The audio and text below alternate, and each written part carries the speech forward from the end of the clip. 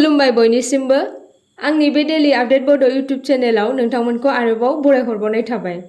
दिनै आं नोंथांमोननि गेजेराव मोननैसो सानसेयारि खौरां लानानै फैदों। आं आसा खालामो नोंथांमोना भिडिअखौ जोबजासिम नायलांगोन आरो लोगोसे चेनेलखौ साबस्क्राइब खालामनानै लागोन।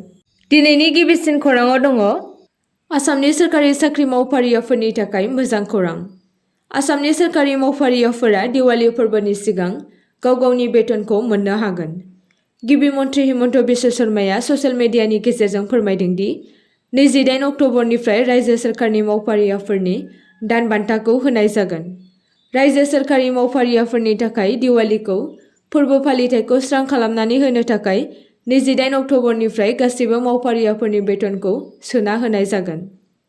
लोगोसे गिबि मन्थ्रि हिमन्त बिश्व शर्माया शुभ दिवाली होनना ससियेल मिडियायाव फोरमायदों।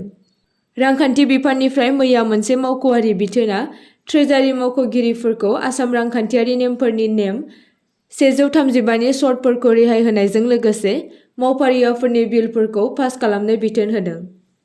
नैथि खौराङाव दङ मिरु सोरखारनि मावफारियाफोरा 80 बोसोरनि उनाव उफ्रा अनफावरि पेन्सन मोनगोन। पिजि आरो पेन्सन मन्थ्रि बिफाननि सिङाव पेन्सन एन्ड पेन्सनार्स वेलफेयारनिफ्राय बावैसो फोसावनाय बायदिब्ला 80 बोसोर बैसोनि बांसिन सोरखारनि पेन्सन मोनग्राफोरा उफ्रा पेन्सन मोनदेरगोन। Department of pension and pensioners वेलफेयारआ 80 बोसोर बैसोनि बांसिन साख्रिनिफ्राय रिटायार जानाय सुबुंफोरनि थाखाय गोदान नेमखान्थिफोरबो जारि खालामदों। नेम बायदियै सासे आजिरा मोननाय सोरखारि मावख'गिरिजों 80 बोसोर एबा बिनि बांसिन बैसो जोबनायनि उनाव नेमफोरनि सिङाव गनायजाथाव पेन्सन एबा उफ्रा पेन्सन होदेरनाय।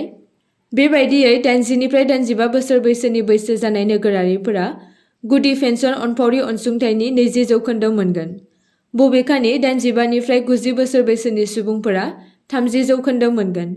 90 निफ्राय 95 बोसोर बैसोनि बैसो जानाय सुबुंफोरा 40% आरो 95 निफ्राय 100 बोसोर बैसोनि सुबुंफोरा 50% मोनगोन आरो 100 बोसोर एबा बिनि बांसिन जिउ खुंग्रा सुपार सेनियरफोरा गुदि पेन्सन अनफावरि बान्थानि थाखाय 100% नि थाखाय आरजाथाव जागोन। फोसावथायाव बुंनाय जादों दि गासिबो आरजाथाव पेन्सनारफोरा गोबाव खालामाजासे गावसोरनि थार मुलाम्फाखौ मोननो थाखाय DOPPW आ पेन्सन राननायाव लोब्बा थानाय गासिबो बिफानफोर आरो बेंकफोरखौ सोलायनायनि सोमोन्दै फोसावनो बिथोन होदों। थामथि खौराङाव दङ फैबाय थानाय उफ्रा बिसायख'थिनि थाखाय सिडलीनिफ्राय बिपिएफनि सुद्ध कुमार बसुमतारीनि नमिनेसनखौ होबाय। बिपिएफनि बिजाथि सुद्ध कुमार बसुमतारीया फैबाय थानाय बिसायख'थिनि थाखाय मैया सिडली बिएफनिफ्राय गावनि नमिनेसनखौ गथायबाय। बसुमतारीया सिडली विधानसभा बिएफनिफ्राय इउपिपिएलनि निर्मल कुमार ब्रह्मनि हेंथायै मोगा-मोगि जानो थियारि।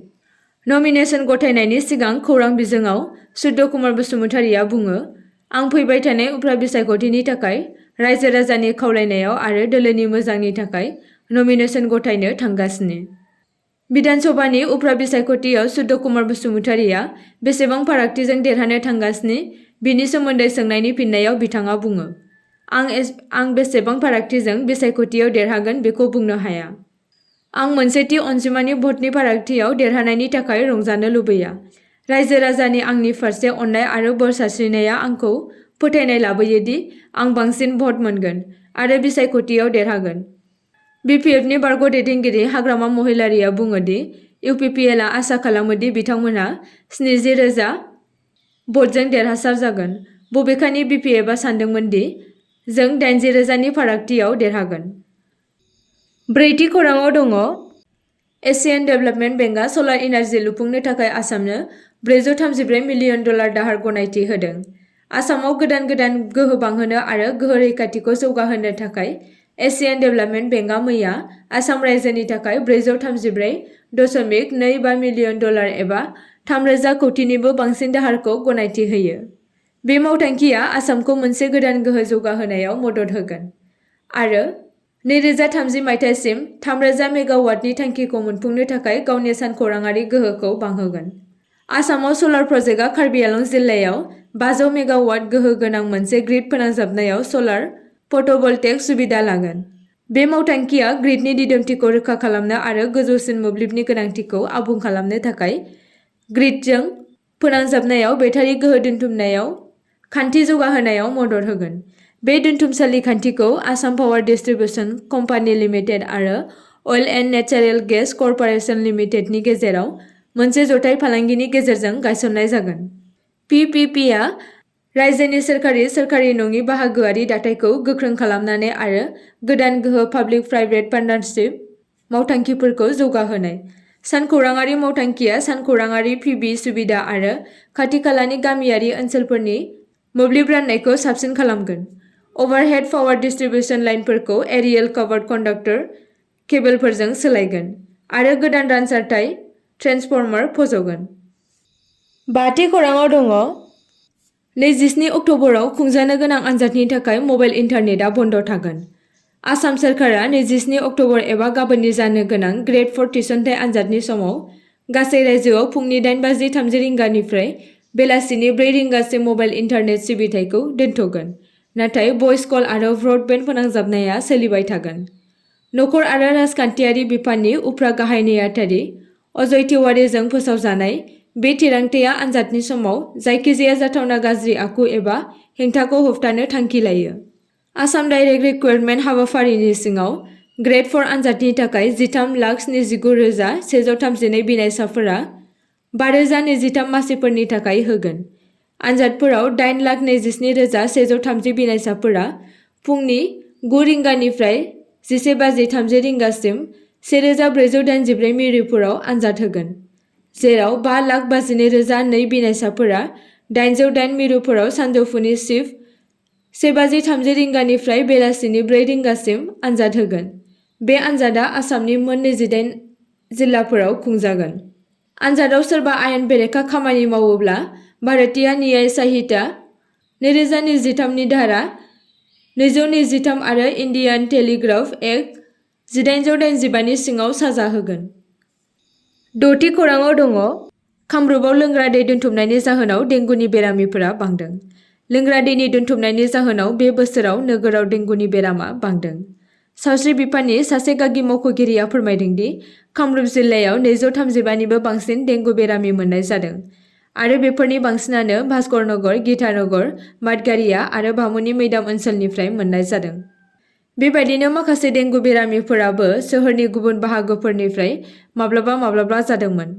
कामरुप जिल्लायाव दासिम डेंगुआव रावबो थैनायनि खौरां मोननाय जायाखै। सावस्रि बिफानआ बेखौबो फोरमायदों दि बे बोसोराव बे बोथोराव मोननाय बांसिन डेंगु बेरामिफोरा स्लाम ओनसोलफोराव मोननाय जादोंमोन।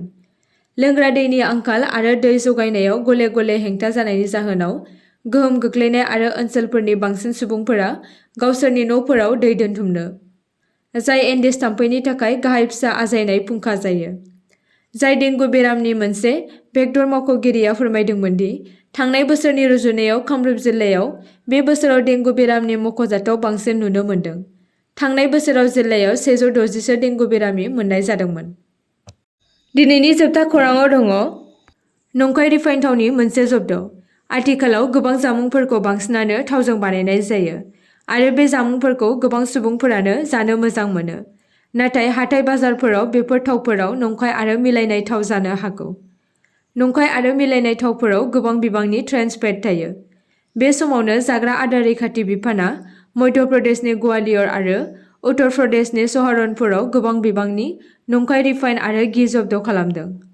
ग्वालियरफोराव मोनसे मेथाइ बानायबाय थानाय सोलिफु समावनो 300 लिटार नंखाय रिफाइन थाव मोननो हानाय जादों आरो दा बे जाथायनि सायावनो नायबिजिरगासिनो दं होनना फोरमायदों।